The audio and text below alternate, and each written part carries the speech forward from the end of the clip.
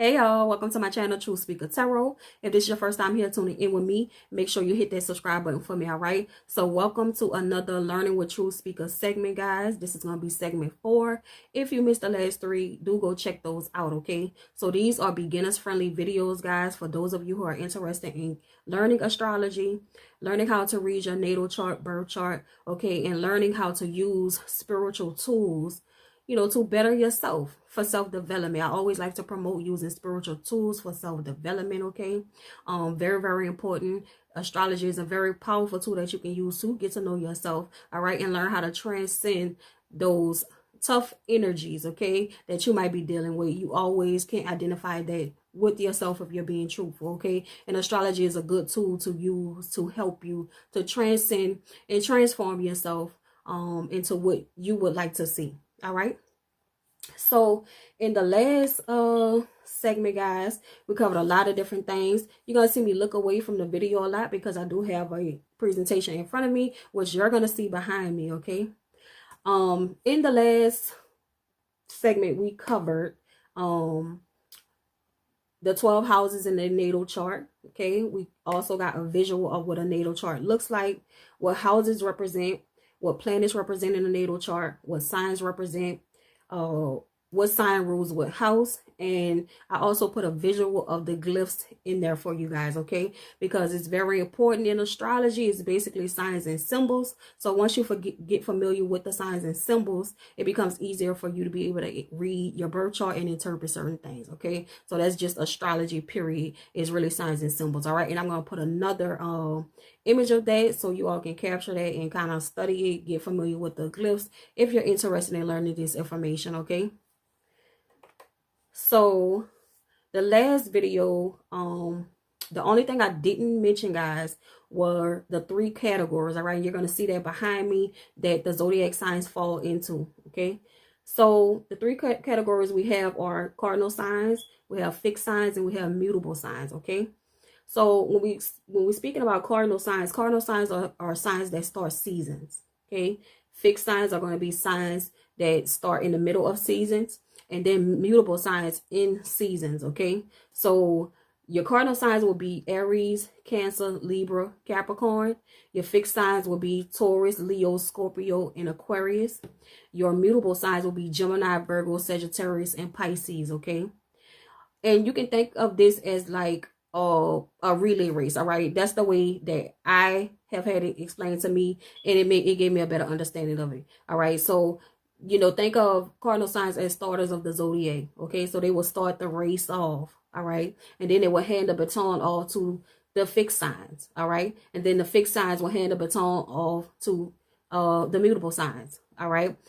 Also, if you want to think of it in terms of like personality types, okay, because you can use astrology for so many different things. It can tell you a lot about your personality, someone else's personality, okay? So me, I'm a cardinal sign. I'm an Aries, for example, okay?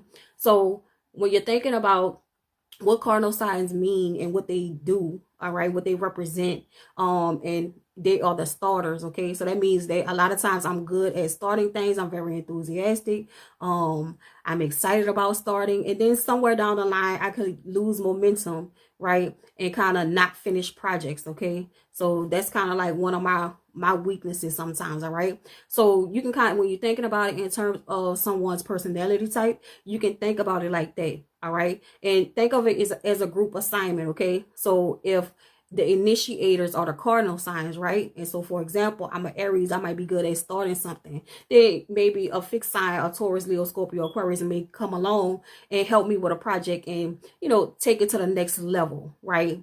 And then with the mutable signs, a Gemini, Virgo, Sagittarius may come and they may finish the project, and now everything is done, okay? So now that's kind of how an analogy that you can use to think about the cardinal, fixed, and mutable signs, all right?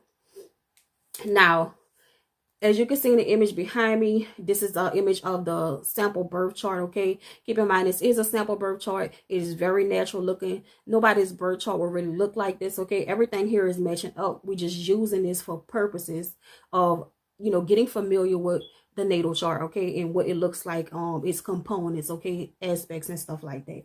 On the next slide, you're going to see I put together a little visual for you to memorize your signs in their categories, okay? So up top you have the cardinal signs: Aries, Libra, Capricorn, Cancer. Fixed signs: Aquarius, Leo, Taurus, Scorpio. Mutable signs: Gemini, Sagittarius, Virgo, and Pisces, okay? Now, it's very important for us to understand, y'all, that we are dealing with duality, okay, here. So that means that everything has an opposite. That means we're dealing with two opposites of the same thing. So you'll notice that in a natal chart here, if you look at number 1 where Aries placement is, and you look at the little arrows on the inside, each one of those arrows are directed towards another sign, okay? So if we look at Aries and we use the arrow to go straight across, that's going straight to Libra, okay, which is another one of the cardinal signs, all right?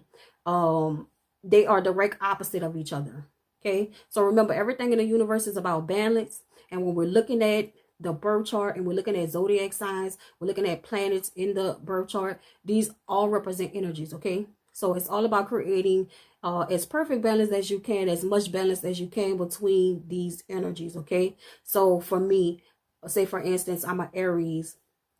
That is my sun sign. So that means my opposite would be Libra, okay? So that means that, you know, I would need to balance between Libra's energy and Aries energy, okay? So that's why I should be trying to make harmony at between those energies, because Aries is my sun sign, which is my focus, okay? But you can never negate the latter or the opposite, okay? So just keep in mind the whole duality thing. It'll make sense as we go along, all right? Now, the same for Taurus. If we follow the line here, the arrow from Taurus, it'll take us straight across to Scorpio there, which is the opposite for Taurus. So if we go back to that chart that I put up, these are also known as cross levels, okay? Cross levels. So you will see Taurus opposite Scorpio, okay?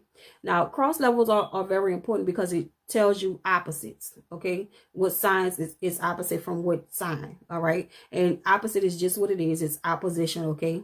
So it will be friction there. That's why you have to create harmony with those energies, okay, within yourself, okay? So remember, we have all energy within us, but pay attention to your specific places because they can tell you what energies you really need to put more focus on, okay? Not only does, you know, it create friction there, but it also does create like a very, very powerful energy if you can find balance between those two energies, okay? Very, very much so powerful, all right? You know, from what I have learned, you know, it has a lot to do with relationships too, all right? There's a lot of things as far as the whole twin flame thing that's going on with those cross levels meeting up, okay? So you crossing paths with someone who is your opposite, okay? So it's a lot with that. I'm not gonna go too deep into it, but let's keep moving. Okay, so now the birth chart or natal chart is divided into 4 different quadrants, okay? So if you look at the image behind me, you can see that there's a thick line going vertical and there's a thick line going horizontal, okay? So that separates the 4 quadrants, okay? And now for each one of the quadrants, there is a ruler sign that rules over it, okay? It's divided into 3, okay? So you'll see 3 different signs for one. So for example, if we look at Aries, which is the first sign of the zodiac, okay? You have Aries, Taurus, and Gemini, okay? So they represent one quadrant, okay? And so that first quadrant is ruled by Aries. So it's Aries type things. So it's things connected to like personal identity, okay? So even with Taurus here, that will speak to your personal possessions, okay? Personal communication style with Gemini. All right, so that's how you would want to look at that. Moving to the second quadrant, we have Cancer, Leo, and Virgo. So Cancer would be the ruler of that quadrant, okay? And that speaks to personal expression. All right, so we know the moon represents our emotions, okay? The family, our roots, okay? Leo represents the ego, okay? Virgo is like our house of service, house of work, okay? Health, okay? So it might speak to like how you look, okay? You can read it that way. Libra rules the third quadrant, which we have Libra, Scorpio, and Sagittarius are all a part of the same quadrant. Libra rules that, and you know that would be you're connected to your self-identity, okay? So we know Libra is all about partnerships, partnering with others, okay? Scorpio is about shared assets, okay? Sagittarius is about higher learning, travel, okay? Those kind of things. All right, things that are connected, more so on a social level, okay? Next we do have the fourth quadrant, Capricorn, Aquarius, and Pisces here. All right, so Capricorn is the ruler of that quadrant, okay, and that is connected to your social expression. Okay, so we know Capricorn usually represents like the success, career. Aquarius is your house of friendships, okay, humanitarian efforts. Pisces is connected to your dreams, okay, so your things that are social. All right, and we're going to get more into that. As you can see, I have labeled the chart here. So the bottom half of the chart, which you'll see there, that will represent like your private life, okay. When you're looking at the left side of the chart, as I have labeled, that will represent independence, okay. At the top, it will be your public sector, your public image, okay. The right side represents your codependent sector, okay, so where you like to collaborate with others. All right, so it's very important to understand that too, so you can understand your placements and where you have placements at in your birth chart. Where do they fit at into the chart? Okay, so if you have a lot of planets at the bottom, let's say your private sector, that will tell you that you are a very private person, or that person is very private. Okay, it will also give you insight into whether a person is codependent, more so codependent, and like to lean on others, or if they're more independent, depending on where most of their placements fall. Also the same with the public sector, okay? So that's why it's important to know these little things, because it lets you know, because some people suffer from like codependency issues and stuff like that, right? And if you find yourself in a position to do that, you can take a peek into your birth chart, and then you can utilize those placements to create some type of balance there for yourself. All right, that's what you really want to use it for, okay? So let's move. All right, so also in astrology, there is what is called a spiritual half and a physical half of the zodiac, okay? So notice that I have it labeled. All right, everything is about balancing opposites, okay? So we're dealing with duality here. So your physical sign of the zodiacs would be, which in this natural chart is the bottom, okay? It's the bottom of the chart, okay? But everyone's going to look different. Nobody's chart actually looks like this, guys. This is just for us to get like a visual, okay? But your physical signs are going to be Aries, Taurus, Gemini, Cancer, Leo, Virgo, okay? So your spiritual side would be Libra, Scorpio, Sagittarius, Capricorn, Aquarius, and Pisces, okay?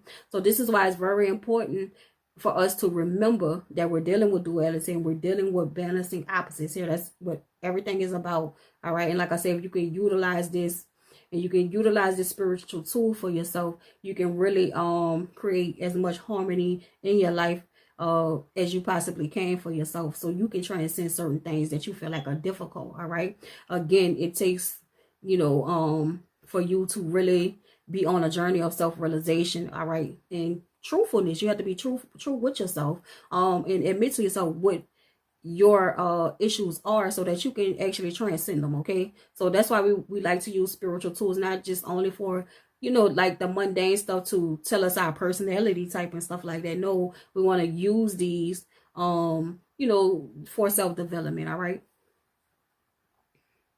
so again, your physical half is from Aries to Virgo. Spiritual half is from Libra to Pisces, okay? So with that in mind, take a look at your birth chart, and you can go to many different websites. I'll put some below. AstroSeek is one of them. Cafe Astrology is another, but it's many of them out there where you can get your birth chart at. All right, but just knowing what we know, some of the questions that I put up here for you all, just to be interactive with the video. Where are most of your placements in your birth chart? Okay, are you more independent? Right? Do you have more independent things going on with you in your birth chart? Are you more of a private person? Are you more codependent? Or are you more public? Okay, and how does that resonate with you as you get into your birth chart and you start to look at these things, right, and understand it more? Okay, so let me know. So here, guys, just recapping the glyphs here. Make sure that you take a screenshot of this. I have a picture of the glyphs here for you to get familiar with the planet glyphs, the signs. Also, I did put like a screenshot of the planetary alignments from the sun, kind of what those mean. Also whether they are feminine or masculine. Also, I did put a chart of the zodiac signs in here for you guys. In their planetary rulers, okay, so that you can get familiar with those, study those if you're interested in this information. Okay, so that would be it, y'all. I hope I didn't make it too long. I hope I didn't make it too boring. All right, I hope everybody was able to get something from this video, but thank you for tuning in. Make sure you subscribe. If anyone wants a personal reading with me, you can book at the website truthspeakertarot.com. Appreciate y'all. Y'all have a good night.